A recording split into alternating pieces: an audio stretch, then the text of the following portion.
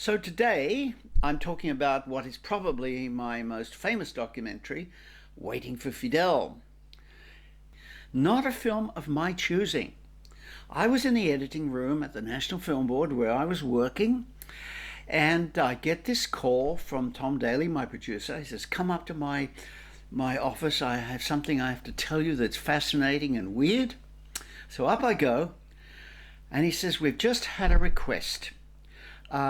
There are two famous Canadians who are planning to go next week down to Cuba, here from Montreal, and they're going to do some diplomacy. They have this idea that they will get an interview with Fidel, because one of them knows Fidel, has met Fidel, and they'll get this interview with Fidel, and this will have some important impact on relations between America and Cuba, which were very, very bad. Relations with Canada were quite good, but with America, very bad." So I said, "Who are these people?"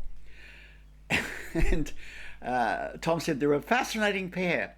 One of them is Joey Smallwood, little guy who was the former Premier of Newfoundland, that province right to the east of Canada. A very progressive sort of socialist guy. He created free education for Newfoundland. He brought Newfoundland into Canada, actually. He's considered an honest politician. People love him. People want to be buried with his picture in their coffin." He's a character, fascinating. And the other one? Well, the other is equally fascinating. Don't know so much about him. His name is Jeff Sterling. He's a multi-millionaire. He's made his money out of the media. He's got radio and TV stations. He's very handsome. He's a sort of a rock star of the millionaire class. He's very progressive, but in a way also, as far as I know, he's very conservative. So I said, "Tom, that it does sound weird, but why me? Why me to shoot this interview?" And Tom said, "Well, Sterling saw your film, Sad Song of Yellow Skin, and thought it was brilliant. And he has personally requested you to shoot this interview." Wow. So I said, I've always wanted to go to Cuba and always wondered about socialism. So that really feels good. It also feels like a good fit with the film board, because we are a sort of socialist organization here. We don't work for money in the sense we have no profits from our films. We just get salaries and so on. And Canada, of course, too, is a peacekeeping country and famous for that.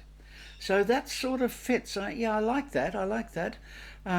Canada, peaceful country, making peace between America.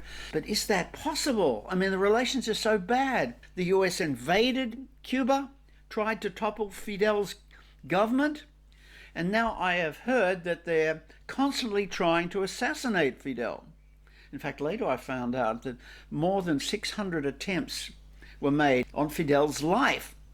So how on earth could any diplomacy, with this hatred that the Americans have for this little island, this little communist island, just 90 miles off the coast of Florida? I mean, they crushed Vietnam, as I saw, bombed it to bits. And that was 10,000 miles away. They're not going to leave this place alone. They're not going to let it survive.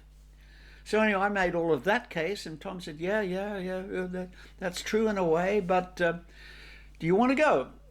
So I said yes. And a week later, I'm on this private jet, which is great fun. I've never been on a private jet before. And there are my two characters, Joey and Jeff, plus the film crew. I've had the good sense to keep the camera in the cabin. In those days, of course, the camera was big, so it's not like having your iPhone that you can choose to pull it out any minute. Taking the camera in the cabin was a decision to be using it.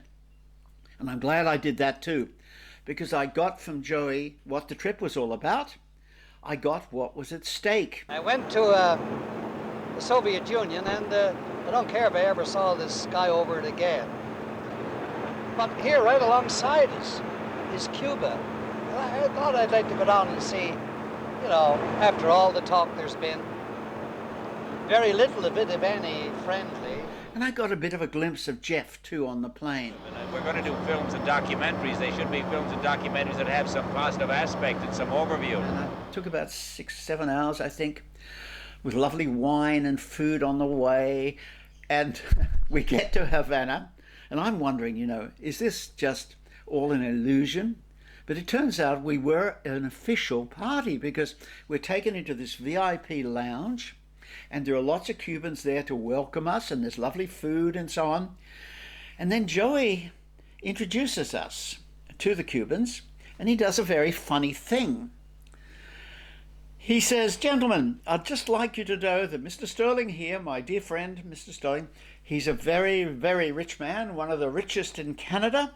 He could give you money, money, money, money." He went all around the room promising all these Cubans money from Jeff. And I thought, what on earth is going on here? Why is he saying this? Now, I knew that Jeff had a history of being philanthropic, but very quietly. But was he coming down to Cuba to make some big present, some big offering to the country? I didn't know. But I thought, this is weird. And I'm more and more convinced that the story, the interview will happen, I guess. But I'm convinced that this is a story, a diary thing that I want to be part of. And I convinced myself too that I would play a part, because I was fascinated by Cuba. What is this socialism thing, Does it work? And these guys, I found out on the plane, had very strong opinions. Joey thought it was wonderful, generally speaking, and Jeff thought it was a way of crippling the individual. He had some motto, I am a manifestation of the God in me. In other words, we are gods that are manifesting on the outside, gods. We're gods in action, and he was this God in the communication world. Completely individualistic, nothing like the Cuban collective way of thinking and being, which to me, as I later found out, it was like a choir. It's like everybody's in a huge choir, all singing together, singing the same song, or call it a team. Everybody's on the team and they're not being individualistic, making the millions by themselves. There's a choir, Is it a good thing or is it a bad thing? The question, of course, is how can you get out of the choir if you decide you've had enough of being so unselfish? And that was going to be a constant theme in the movie, as it turned out, about selfishness, what is ideal in human life between this collective mindset of the choir and this individualistic Jeff Sterling, make your millions mindset. Well, every time gold goes up, Well, it's gone up. $10 an ounce, So it's gone up. we make $1 million. So you made $1 million, or your companies have made $1 million in the last week. Yeah, I think you should present every nickel of that to Cuba. you do. Yeah. And if I'm going to present it to anybody, I'm going to present it to my corporation to expand television throughout Newfoundland. That's where it's going. Why don't you ask Fidel for a license to start television in Cuba? Because I know his answer. After that strange situation at the airport, there's a fleet of limousines to drive us into town, and we come up to this mansion, which was a wonderful house and a beautiful garden, and we find out that in fact this belonged to an American sugar plantation owner, and it got confiscated. One of the reasons why the Americans are so furious with the Cubans, because all of these properties got confiscated by the state and given to various people, I suppose, or given to the workers, whatever. Anyway, I did a good thing then, because after the limousines, I realized that if I'm going to tell a crazy story with crazy characters, I need to set the scene. And so I filmed those lovely gardens from the very first moment. I thought, I'm going to need this to show where we are and the paradox of being in this stolen house. And there's Joey in his red shirt preparing his questions for Fidel, and I can voice some of those. And so that worked as a really, really good setup. But then came the evening, and we were in this luxurious mansion with servants, and beautiful food is being served to us, and the camera's off to one side, and there are the three of us sitting there. And so I'm saying to the cameraman, am I going to be in the shot? And he said, you're going to be very much in the shot. Do you want to be? I said, well, I really feel very engaged in this theme and the things we're talking about, and actually I want to provoke Joey right now to talk about what happened at the airport. Not to recall the story, but this business of Sterling being so rich and whether the Cubans know about that. Help in every way. That's right. Well, now Do you think he really knows us? I mean, maybe he knows you, but do you think he knows that Jeff is a millionaire? Does he know No. that? I'm sure he does. Yeah. I've told every official who has come to see us You've told from what? External Affairs that Jeff Sterling is a very, very rich man, and he's not coming down here to swallow this communism lock, stock, and barrel, or hook, line, and sinker. Well, I certainly hope you also told them that I give back to my fellow human beings 76 cents on every dollar. Oh, no, that you I don't make. give it, they take it. The government takes it in taxes. Well, in that sense, but I give it willingly. Well, that's good. That's good. And that was the first time that I actually played a sort of a really on-screen role, or started to play one.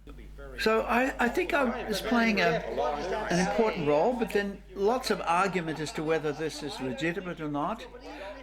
Michael Moore has made it famous, of course, being a protagonist in his films, which he does all the time. So that's how it came about that I was in the movie.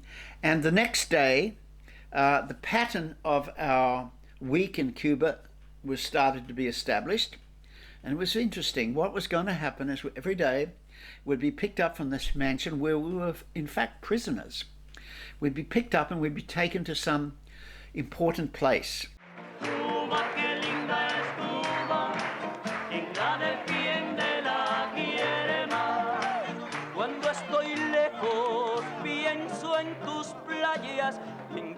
Propaganda places for sure, you know, places that the Cubans wanted to impress us with. And the first one, luckily, because it set the tone, was to the Leonard School, a high school, a boarding school. These kids started about 7 in the morning. They went all day in classes, and then after classes and sports, they went into a factory situation, which was on the school grounds. And for 3 hours a day, they worked in a factory. And they were making all these things like baseballs and radios and so on. So this was very unusual, bizarre. Was it a good idea or not? So we come back, and on the lawns of the mansion, an argument starts. Look, Jeff, there's something Your else. eyes must tell you it's not a switch. Look, you're talking look, 15 Jeff. hours a week And for so children many, 11 in years 10 old. years, Nothing in 10 compared- years, that's so many hours. That's and so nothing on. compared to what our children spend in front of television. But that's nonsense. It I've got isn't children the nonsense. same age and they don't spend. I mean, you're I throwing don't all care these about your generalities, children. Mike. We're It is talking not about- true. You're talking 11, 12, 13, 14-year-old children in factories, 15 hours a week. They're Now, for not the love factories. of heaven. That's They're not not factories, they're They're classrooms. not factories. Oh, look, if you want to be apologetic for this whole system, that's fine. But it isn't my way of looking No, at it. I want to learn something. Well, You you're don't not- want to learn anything. You're not learning. You're saying put the child I in wanna here, learn make him something. happy 15 hours a week, making these little things which one machine can make. Your trouble is Oh, I'm that sure you my look trouble. upon work as a penalty, as a No, I punishment. don't. I look Work- upon work as a chance to expand, but work is not the work of the laborer, the work of the hands. The work is a chance to expand the God-given things that God gave you, which they don't believe in. Every which means child in Cuba works with his hands. How many grandchildren do He you does. I'm not talking about them. have? I want to ask them when I get back. All I'm right. gonna take a vote. Every They should child, work.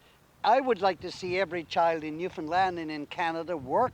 I would like to At what age smash. will you start? I would like to smash forever, for all time, anyone's habit of looking down his nose at work, at the worker. I would like to see every child do some work. I would like to see the students in our university do some work too. Surely a child should have the freedom of a childhood. I mean, that's the basic concept, isn't it, in our free enterprise system, that we try to give our children their childhoods. Doug Kiefer, the cameraman, shot it very, very well. He caught all the energy and the action of it. And it was a really ding-dong argument. And it set really the whole debate of the film between individuality and collectivity, selfish and unselfish. So that it went on. Day after day, we were taken somewhere as we waited for Fidel. Maybe he was hearing that we were a flaky bunch, because there we were, of course, having these arguments in the big room at night, in the big dining room, wouldn't allow anything and the waiters were to be listening, shipped the people in the from Cuba kitchen were into the listening, US and I'm because sure it what was it's all done has been a reported terrific emotional back to head unifier. office as to And what they've was used this going on, and antagonism probably the and conclusion enabled was to sort being of reached keep a that sort of sense. these people are a little bit out of control. Well, there's no real fulfillment in life if your life is based only on the accumulation of materialism and selfish. Let's face it, any mature man accepts that. Any really Well, intellectually then in that case, there are philosoph- quite a few people who are not mature. Well, of course, that's Because the they don't problem. accept But but their sons might, and their sons' sons might. That's what the hippie movement was all about, was the realization that the upper middle class and affluence. You know, what would an interview with them actually come to? But I didn't care, because it was so, well, I should have cared in a way, because, I mean, maybe a tremendous chance at diplomacy was missed. Maybe. And maybe I was being selfish in the sense that I was getting all of this material, which I thought was so great. But anyway, for better or for worse, I was shooting all of this material, which later would anger Sterling a great deal, shooting all this material on what to him was irrelevant. It was his film, he thought, and I was wasting it. Anyway, the second day we went to an equally strange and stimulating place, a mental hospital. And at the mental hospital, very, very interesting. There was a lady there, I can't remember what her name was, but she started talking about this whole thing of selfishness. And what a funny place, you know, what logic would you get from somebody in an insane asylum? But she had this simple, sweet logic about central, and we were all impressed. Even Jeff was impressed. What do you think of the idea of making it like a working hospital where everybody works? Why, that it's a very normal idea.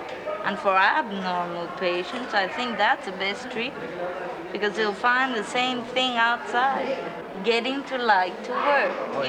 There are many people who just don't like it. Yes, I know someone who doesn't like it. Mary, what did you say about Fidel? What was your opinion? I think he's a very great and a very busy man.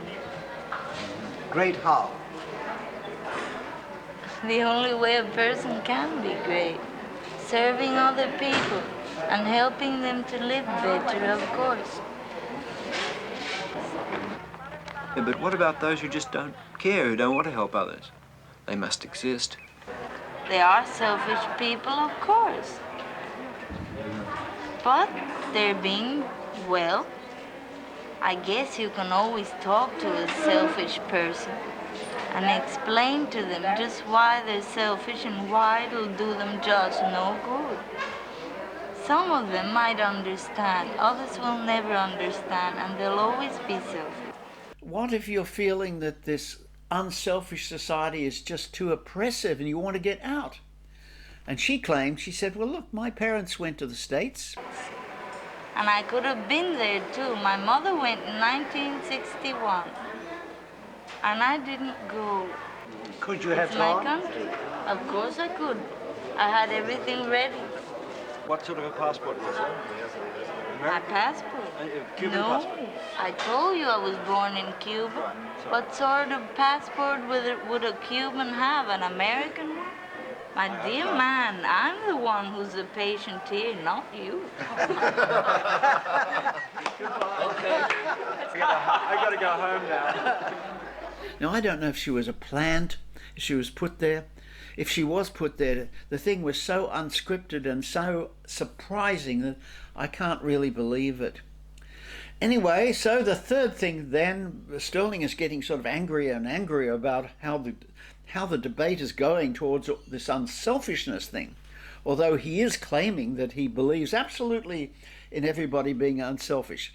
And he makes the strange prediction, we're in the 1970s now, this is 1973, and the hippie movement has come and the John Lennon thing, he's making the strange prediction that capitalism is becoming unselfish, that the disparities of wealth will be sort of squashed down, that it won't be hugely rich people like him, that everybody will be sharing more.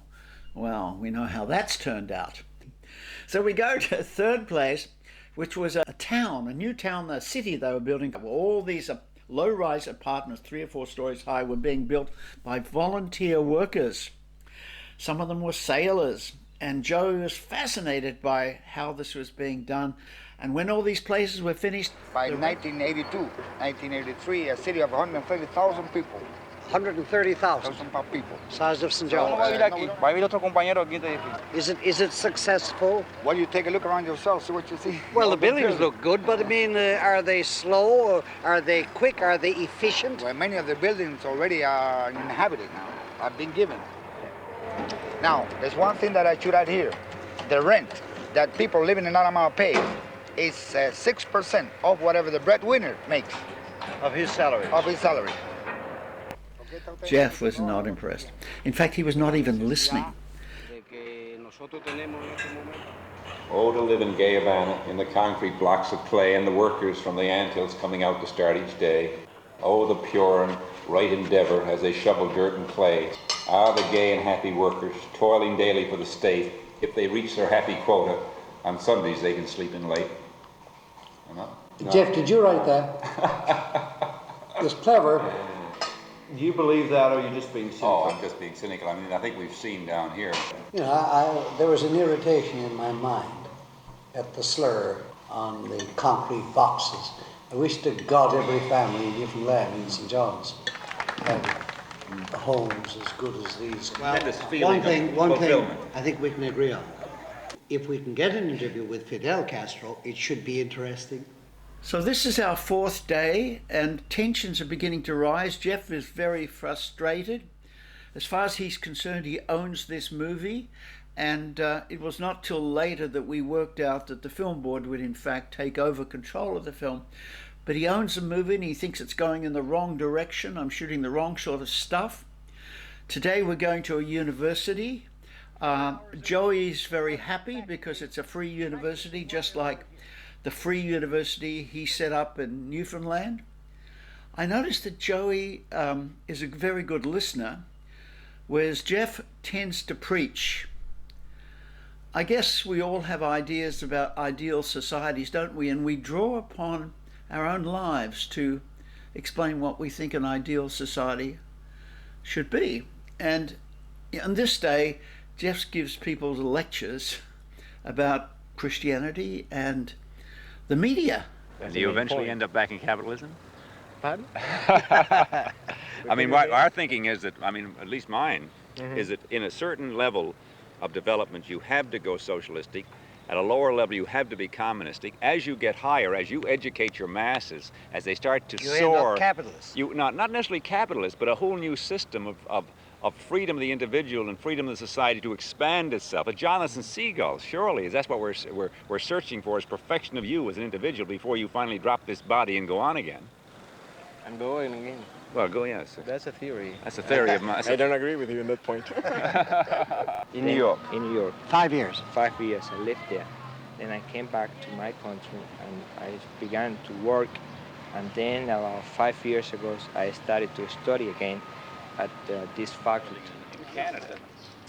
But when the revolution... At the United States, I only wanted to study, to be an engineer, to have money, to try to live like a rich man. That was my aspiration. I only think it in money and dress and all cars, all of that. Purely selfish. Purely selfish. Now I have another motivation. I really don't care about how much I'm going to earn, how much I'm going to have when I become You an want engineer. some? Well, I need some because I have to eat and I have to dress. But I can talk to you about my friend, about these young people that I meet, that they are 15, 20 years old, and they feel just like I feel. See, they love the country, they love the revolution, they love the government because they didn't know the past. And they love Fidel? They love Fidel. Yes. I think to know the past is good. It's good because you have the experience and you can compare. Basically, is that you're working in capitalism for one guy, the one who owns the factory, and the money goes for him. And maybe he can share. I'm not going to refer to you. That's right. So maybe he can share the things with the workers. That's one case. But tell me, the system, the whole system is going to do that, is doing that in which society? Tell me just one. You were talking about capitalism as it existed back 20 years ago. Yeah. I mean, we now have a free enterprise system where you can buy stock. You can work in a radio station, right? Yes, I can. And you can work as a radio announcer. And each week you can buy stock in that radio station. Yes. Right? And eventually, if you work hard enough, you can probably be the main stockholder. Yeah, because I worked at New York, at Chemical Bank. I was working and I had shares. I received 10% of my salary in shares. Do you think that they would listen to me and they would? Did you go to a stock meeting? I was a worker. I earned $70 a week and then I had my shares. But Chemical Bank, there was millions and millions of dollars in shares. There were very few people that really can that owned that bank. They were the people that really did what they wanted to do. I think that probably would happen in a socialist or communist country. You would take over the radio stations I run. That would be the first thing you'd do. I mean, I would not be allowed on your station here to say what I think about. Maybe they'd be totally different in the concept, would I, of how you should run things? Would I be allowed to go in there and say it? I might be allowed to say it, but I may not get out of the building. Yes, maybe, because you are not under democracy, you are under the dictatorship of workers. This chap who's written the book about the Stalinist days. They're hounding him now and denouncing him and calling him everything under the sun. And the lady who had one copy of the manuscript was tortured and finally committed suicide. So that's the trouble. When you dissent in the holy choir, you may get into a lot of trouble. Anyway, it didn't feel like that in Cuba. It didn't feel as oppressive as that, but Jeff was convinced it was. And by this time, he was getting really angry over the whole thing. He's getting angry with me because I'm shooting all this film. And, it's very precious, and I've only got so many boxes of it. And he's furious that I'm shooting so much, not only what I'm shooting, but how much. Because in those days, our ratio at the film board was about 20-1, which means you would shoot 20 times as much as you actually used. And that was sort of a normal ratio. It sounds a lot, but of course with your cameras today, you'd be having 100s-1, perhaps, and it wouldn't cost anything, no problem. But here was this precious footage being used up by Rubo, and so he starts leaving me messages about how extravagant I am and how I'm not a professional. Because I believe, regardless of how much money anybody has, it's academic when you're making a film. The film itself has to stand on its own feet. The Beatles, if the Beatles couldn't sell as a very successful... And I thought, if I don't respond, he's going to pull the plug. I've told you about, how important access is. I had access, I had great access. These people were so cooperative, but I was in danger of losing it. He was going to call the plane, and that was going to kill the whole thing. So how could I placate him? Joey wasn't any help. He wasn't part of this debate, this discussion. So I decided to film it because I knew Jeff was a showman. He loved to perform, and I thought, I'll let him tear into me. And in my opinion, all we need now is an hour of Castro, and we've got what I came down with. We agree about that. We agree about an hour of Castro, and we agree that if the film makes the film board, the $5 million, I couldn't care less. Okay, you got 3 minutes. What I'm trying to say to you is that I hope that the film makes a profit, but the profit can be measured in other ways besides money. What we're trying to do is make a film that is profitable in the sense of relationships between two countries, and that to me is far more important. This is absolutely a different experiment. It was set up as an experiment, Mike. Very well. You may not have been in the meetings. It was never told to me that. Well, that's your problem. But I'm telling you now because I happen to be the guy that's paying the bread for that tape that's running and that film that's running.